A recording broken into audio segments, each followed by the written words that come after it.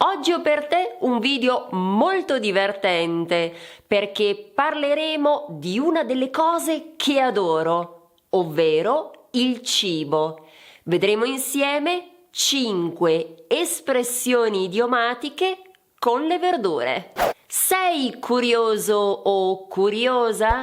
Allora ti invito ad iscriverti a questo canale e ad attivare la campanella, così riceverai una notifica ogni volta che una nuova video lezione è disponibile.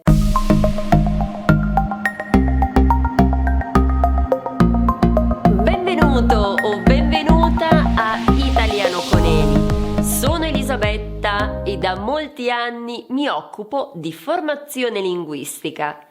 Per comprendere la lingua italiana è molto importante riuscire a capire le espressioni idiomatiche.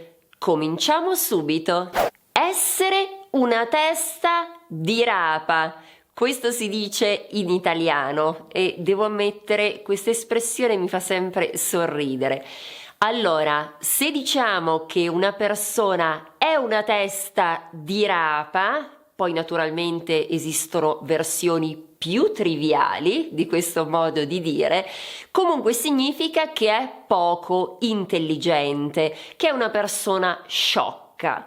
Sostanzialmente si dice questo perché la rapa, nella tradizione popolare, non è pregiata, non è considerato un cibo pregiato, ma diciamo di scarso pregio. Ecco perché equipariamo una persona alla rapa. E a me questo fa molto ridere. Seconda espressione, vestirsi a cipolla, che significa vestirsi a strati, specialmente in inverno o magari anche nelle mezze stagioni, quindi quando c'è l'escursione termica, cioè quando la temperatura può variare molto nei diversi momenti della giornata, viene consigliato di vestirsi a cipolla, cosa che personalmente io odio, perché io vorrei sempre 30 gradi e vestirmi sempre con un abito estivo. Ma comunque,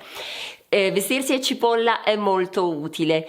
Chissà se nella tua lingua si dice allo stesso modo, se questo concetto viene espresso allo stesso modo. Terza espressione, di cui tra l'altro ho parlato in un video che ho creato appositamente sull'uso di cavolo in italiano.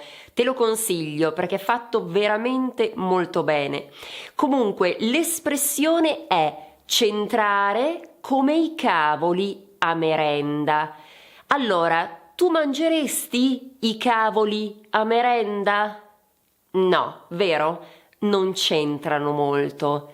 È proprio questo il significato. Sono inadeguati, non sono attinenti, non hanno a che fare con la cosa di cui stiamo parlando.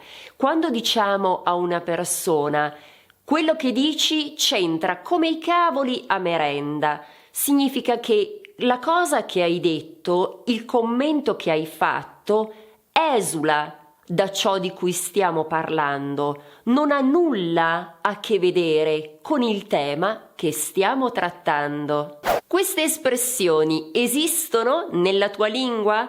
Vengono tradotte pari pari dall'italiano oppure vengono, come dire, dette in modo diverso? Ti chiedo di dirmelo nei commenti. Anche la quarta espressione è molto simpatica. Essere un pel di carota.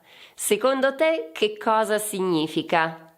Significa avere i capelli rossi e molto spesso chi ha i capelli rossi ha anche le lentiggini in viso.